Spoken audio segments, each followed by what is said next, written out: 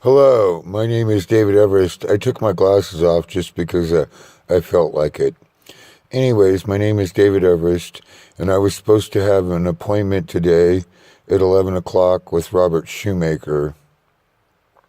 He called sometime after 8 and left a voicemail postponing the meeting because some other meeting in town came up that he had to go to. I'm sure his boss ordered him to go to a different meeting and to postpone mine. So another delay on whether I need a plan of operations for mining. And there's that regulation.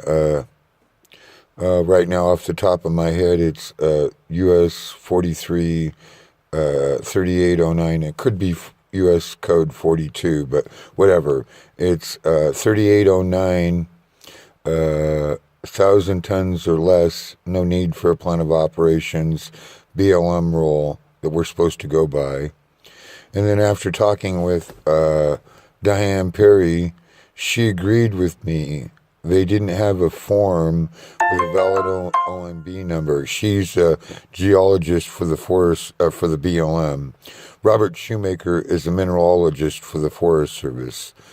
I was talking to her today on the phone, and I asked her. I said, "Well, my understanding is it says I may need a plan of operations for mining over 1,000 tons." Well, it turns out if I was mining coal or oil or gas, and I wasn't going to disturb more than 1,000 tons worth of material, say for testing purposes, you were going to come out and drill and do sampling to determine whether it's worth going after for oil or gas. Well, those are leasables to the government. The government gets money for that, so they're entitled to a plan of operations for that, and there is a form for that with a valid OMB number. But for the valuable mineral deposit grant of 1872, which includes rare earths on that, they don't have a form, and they don't have an OMB number, so that means that when they say the word you may need to do one or may not need to do one, they mean you don't have to do one, because they always use the word may so that you think you have to do one. But they don't have a form with a valid OMB number. That means they have no budget to do a plan of operations. Neither does the Forest Service, because they don't have a valid form either. And since I'm waiting on them for an answer they're never going to give me, obviously. And I think the reason why they're not is they don't have a budget for it. And how does he allocate his time to spend whether I need a plan of operations or not? Because they'd have to have a budget for that. They don't have one. So how that means if he's allocating time for this,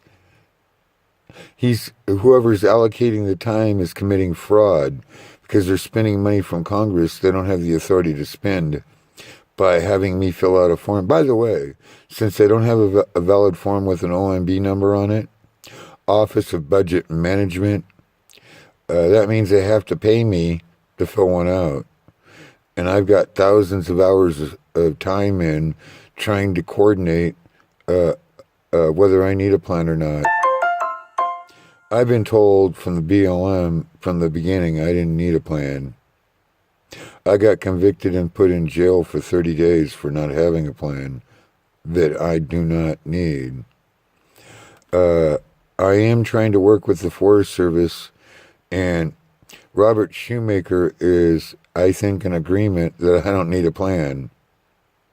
And so, but I don't know that he'll come out and say it, because, see, this is the second meeting he's postponed, and we're getting into where my equipment will be getting ready to go, and I'll be ready to start mining.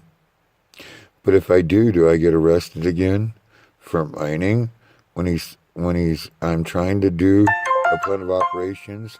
By the way, They had 60 days from the judge's order from when I started negotiating this, and it's been more than 60 days to have this completed and then reviewed by the court. Then it can be reviewed by the court. Well, what do I do? They're postponing meetings that I've been trying to have. They're the ones delaying.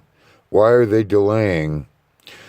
Please, if there's any attorneys out there, I'd like your help. I have a takings case. I've been invited by the Forest Service, by the Inspector General's Office of the Department of Interior to file such a case.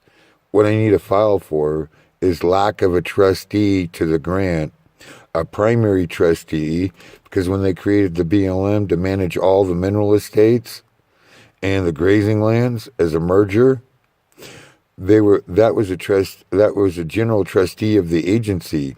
That agency has a fiduciary duty to make sure the trustee is doing their job. Following the trust and the grant. And that's the follow-up. But they need a named primary trustee. They don't have one. I demand one. Who can help me? Signing off, David Everest, Keeper of the Republic.